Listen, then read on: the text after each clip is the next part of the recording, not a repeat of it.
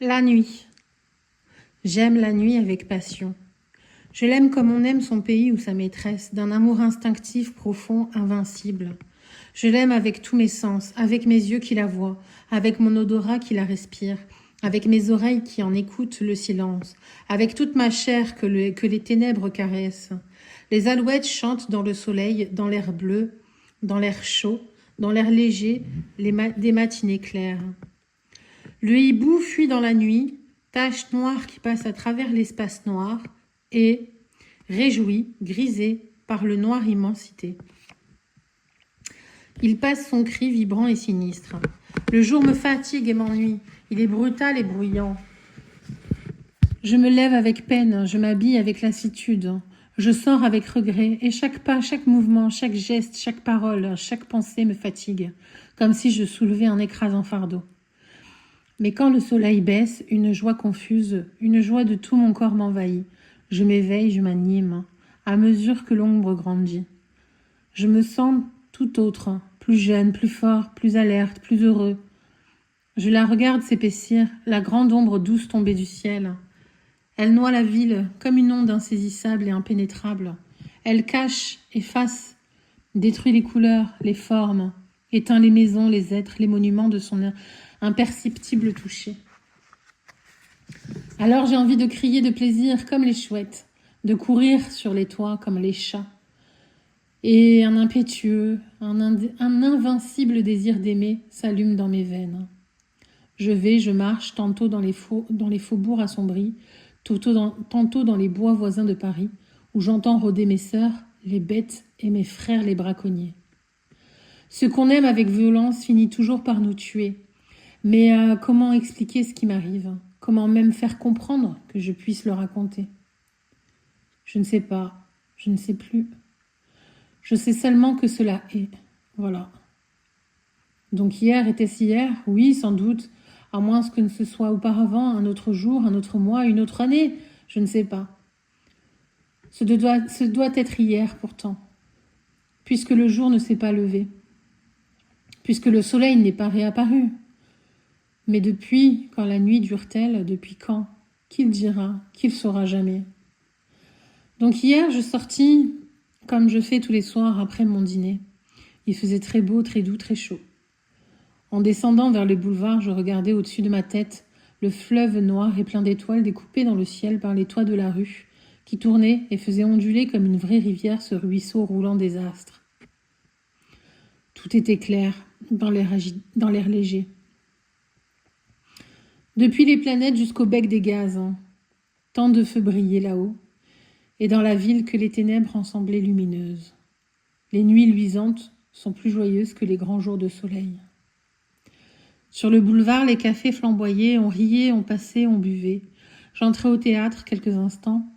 Dans quel théâtre? Je ne sais plus. Il y faisait si clair que cela m'attrista, et je ressortis le cœur un peu assombri par ce choc de lumière brutale sur les ors du balcon, par le scintillement factice du lustre énorme de cristal, par la barrière du feu de la rampe, par la mélancolie de cette clarté fausse et crue. Je gagnais les Champs-Élysées, où les cafés-concerts semblaient des foyers d'incendie dans les feuillages. Les marronniers frottés de lumière jaune avaient l'air peint, un air d'arbre phosphorescent.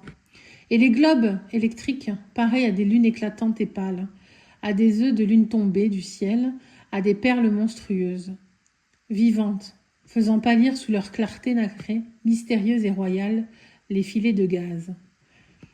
De vilains gaz sales et les guirlandes de verre de couleur. Je m'arrêtai sous l'arc de triomphe pour regarder l'avenue, la longue et admirable avenue étoilée, allant vers Paris, entre deux lignes de feu, et les astres. Les astres là-haut, les astres inconnus, jetés au hasard dans l'immensité où ils dessinent ces figures bizarres qui font tant rêver, qui font tant songer. J'entrai dans les bois de Boulogne et j'y restai longtemps. Longtemps. Un frisson singulier m'avait saisi, une émotion imprévue et puissante, une exaltation de ma pensée qui touchait à la folie. Je marchai longtemps, puis je revins. Quelle heure était-il quand je repassais sur l'Arc de Triomphe? Je ne sais pas. La ville s'endormait et des nuages, de gros nuages noirs s'étendaient lentement sur le ciel. Pour la première fois, je sentis qu'il allait arriver quelque chose d'étrange, de nouveau. Il me sembla qu'il faisait froid, que l'air s'épaississait, que ma nuit bien-aimée devenait lourde sur mon cœur. L'avenue était déserte maintenant. Seuls 2 sergents de la ville se promenaient auprès de la station des fiacres. Et sur la chaussée, à peine éclairée par les becs de gaz qui paraissaient mourants, une file de voitures de légumes allait aux halles. Elles allaient lentement chargées de carottes, de navets et de choux. Les conducteurs dormaient invisibles. Les chevaux marchaient d'un pas égal, suivant la voiture précédente, sans bruit, sur le pavé de bois. Devant chaque lumière du trottoir, les carottes s'éclairaient en rouge, les navets s'éclairaient en blanc, les choux s'éclairaient en vert. Et elles passaient d'une derrière l'autre, ces voitures rouges d'un rouge de feu, blanches d'un blanc d'argent, vertes d'un vert émeraude. Je les suivais, puis je tournai par la rue Royale et revins sur les boulevards. Plus personne, plus de café éclairé, quelques attardés seulement qui se hâtaient. Je n'avais jamais vu Paris aussi mort, aussi désert. Je tirai ma montre, il était 2 heures. Une force me poussait, un besoin de marcher. J'allais donc jusqu'à Bastille. Là, je m'aperçus que je n'avais jamais vu une nuit si sombre, car je ne distinguais même pas la colonne de Juillet, dont le génie d'or était perdu dans l'impénétrable obscurité. Dont le génie d'or était perdu dans l'impénétrable obscurité. Une voûte de nuages, épaisse comme l'immensité, avait noyé les étoiles et semblait s'abaisser sur la terre pour l'anéantir. Je revins, il n'y avait plus personne autour de moi. Place du château d'eau, pourtant, un ivrogne faillit me heurter. Puis il disparut. J'entendis quelque temps son pas inégal et sonore. J'allais, à la hauteur du faubourg Montmartre, un fiacre passa, descendant vers la Seine. Je l'appelai. Le cocher ne répondit pas. Une femme rôdait près de la rue de Rouault. « Monsieur, écoutez donc !» Je hâtai le pas pour éviter sa main tendue, puis plus rien. Devant le vaudeville, un chiffonnier fouillait le ruisseau. Sa petite lanterne flottait au ras du sol. Je lui demandai « Quelle heure est-il, mon brave ?» Il grogna. « Est-ce que je sais ? J'ai pas de montre. » Alors je m'aperçus tout à coup que les becs de gaz étaient éteints.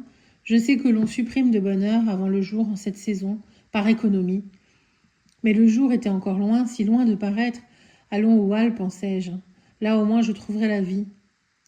Je me mis en route, mais je n'y voyais même pas pour me conduire. J'avançais lentement, comme on fait dans un bois, reconnaissant les rues, en les comptant.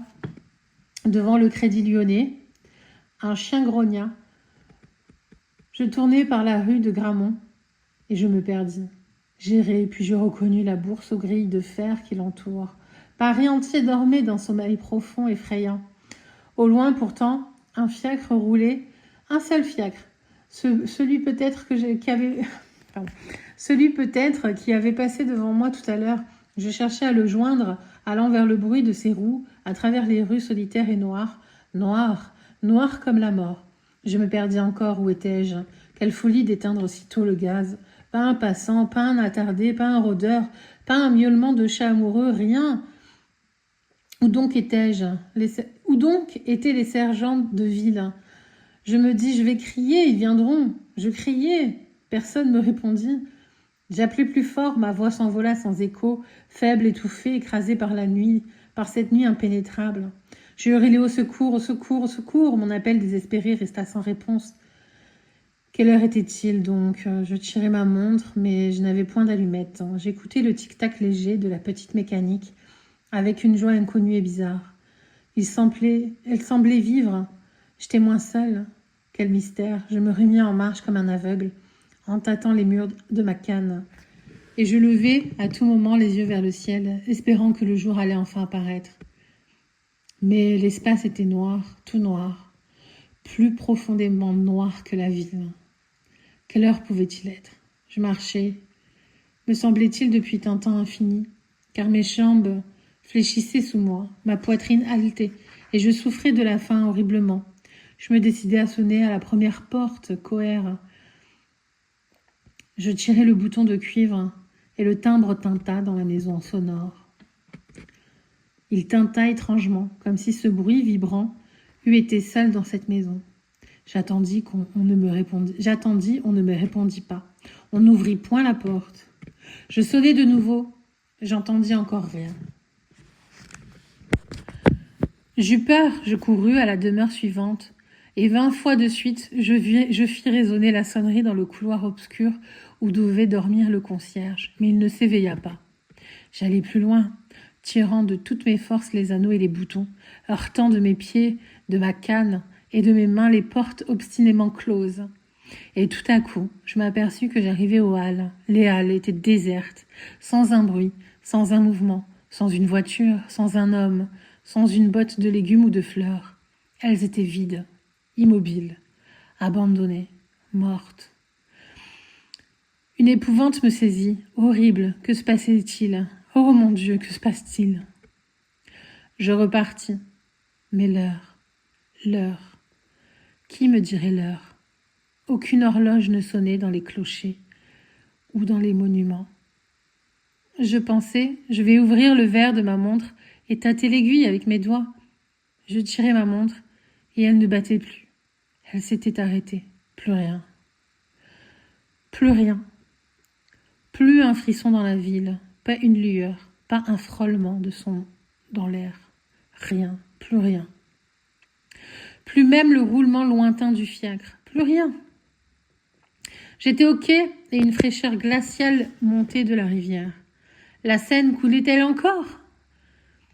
Je voulus savoir, je trouvai l'escalier, je descendis, je n'entendais pas le courant bouillonner sous les arches du pont. Des marches encore, puis du sable, de la vase, puis de l'eau. J'y trempais mon bras, elle coulait. Froide, presque gelée, presque tarie, presque morte. Et je sentais bien que je n'aurais plus jamais la force de remonter, et que j'allais mourir là, moi aussi, de faim, de fatigue et de froid. La nuit de Maupassant, le cauchemar. Merci.